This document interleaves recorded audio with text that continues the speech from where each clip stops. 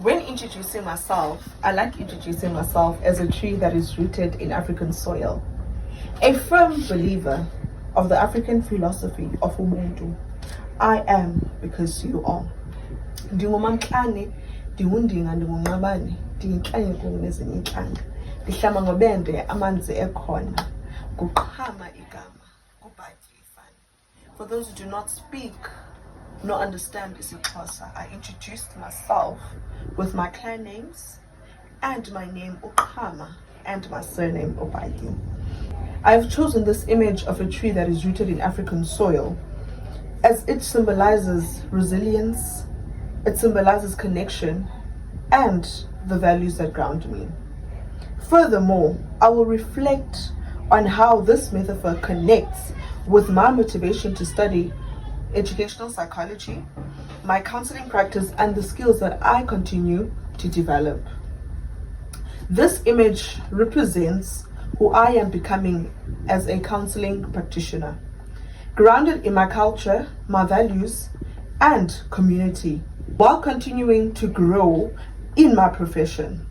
The tree is a reminder that strength comes from beneath, which are my values, stories, and people that have shaped me, my heritage, my tradition, culture, and community. These are the things that have nourished me with resilience, Ubuntu, and a deep sense of connection to others. The fact that a tree is supported by its root, regardless of its size, is proof that we don't need, or better yet, have to carry or bear our own problems alone. Tree is a symbol of perseverance and bravery. Even in the face of adversity, it never loses its momentum. Neither windy, wet, or stormy seasons can knock it down. Some seasons allow a tree's leaves to fall off in preparation of the next one. The season, or better yet lesson, that resilience has taught me is to find strength in any obstacle that I encounter as an individual. The phrase, "Uwile umthi omkhulu," which means a giant has fallen, is a phrase that is frequently used in the isiXhosa culture. It describes the death of a significant family member. These individuals played a vital role in their families. Therefore, their death does indeed leave a void within the family. The roots resonate my foundations in principles like empathy, faith, and respect in each and every learner's life. I am reminded by these extensive and profound roots that my identity as a counselor is shaped by my history, culture, and those who come before me. My motivation for pursuing my B.Ed educational psychology degree is deeply connected to my roots, my identity as a tree that is rooted in African soil. My passion is into community service. I would love to extend and enlarge my hand in helping the community. I have always been deeply fascinated by the supremacy of education and how it plays a vital role in transforming lives, let alone education, but the psychological sphere. South Africa today, and not South Africa alone, but the world, is confronted by a lot of psychological problems on a day-to-day basis. Many individuals are exposed to violence. Some commit suicide for various reasons. Many children are raised, or better yet, come from households whereby violence, substance abuse occurs frequently. These learners come from households whereby their parents are broken. People come from broken homes, broken families, homes where they are not exposed to any emotional intelligence, any love, homes whereby there is no sense of conducive environment for a child to grow and develop healthy. Just as a tree that grows from its root into something that provides shelter, strength, and nourishment, I see this program as the next stage of my own growth, nourished by my past experiences and driven by a vision of supporting learners to flourish.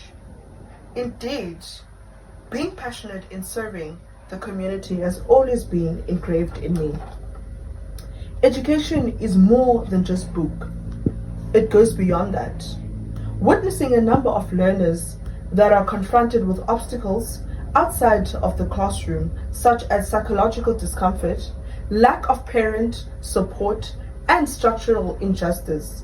Taking into account that majority of learners in South Africa, or better yet, Cape Town, come from marginalized communities, and they remain outcasts of the economy, the system itself. Therefore, they do experience social and structural injustice. These are the encounters that have empowered me with great courage to want to help serve learners holistically and expand my hands to families by giving them support. The synopsis is that indeed there is a great need for tremendous intervention on a daily basis. Psychologists are one of the most crucial instruments in this regard. I will explore a case study of a 14-year-old who is currently in grade 8. The name of the 14-year-old is Kanyani.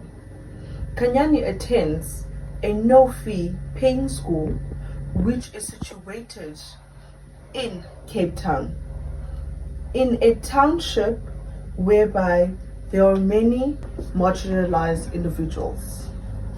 Kanyani has presented the following concerns. Academically, Kanyani has started declining.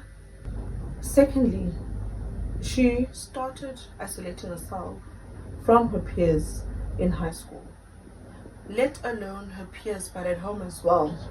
Her parents have stated that she constantly sits in a room and closes the door.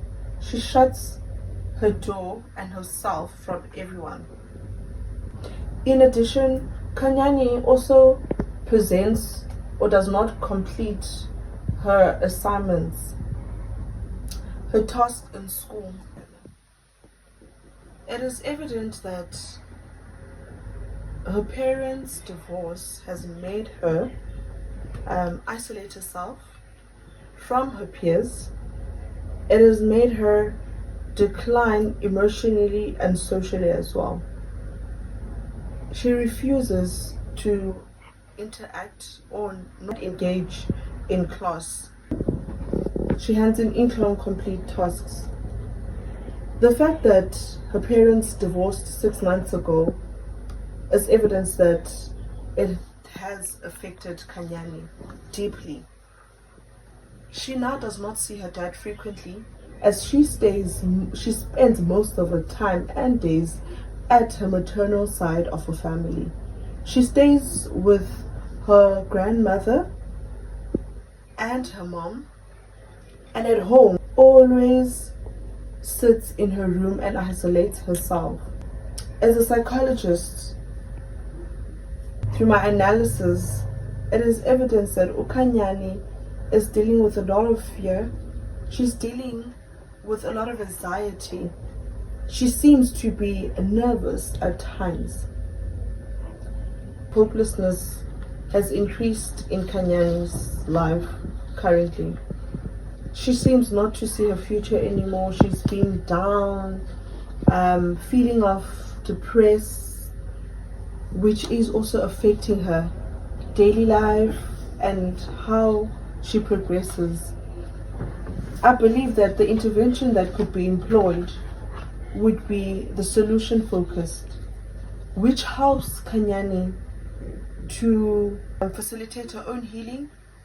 It helps her to drive herself and remain driven in reaching for her goals that she has set for herself. It would be very important for her to fetch her own life and reach for her goals. By doing that, as a psychologist, it would be important for me to guide her, foster resilience in Kanyani's life, and also assist her in taking things easy, doing it step by step and day by day. In this incident, ethical considerations that need to be considered at all times are confidentiality. Information will remain between the psychologist and the patient. Unless the information is risky, then a second party would then be involved. Informed consent made, including her mom as well. There will be guidance given to Kanyani as well to also allow us to actually continue with whatever intervention that we take as the psychologists or her parents. Or in this incident, Kanyani's voice will be prioritized. The best referral pathway will definitely be an educational psychologist or a... At times as a counselor, you might find yourself in a very tough predicament, a predicament that you never anticipated, whereby a client might turn out differently. We all know that clients react differently to many situations.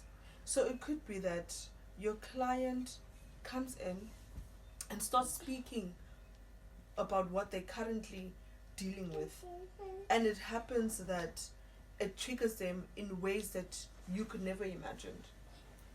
It is very important as a counselor to stay calm and make sure that the client tries to feel as comfortable and as calm as possible so that they may be able to express their feelings better in a way that you as the counselor may be able to understand. Now then, even in those situations, it is important to reflect as a counselor. Maybe at times you would not have handled the situation the way you were supposed to,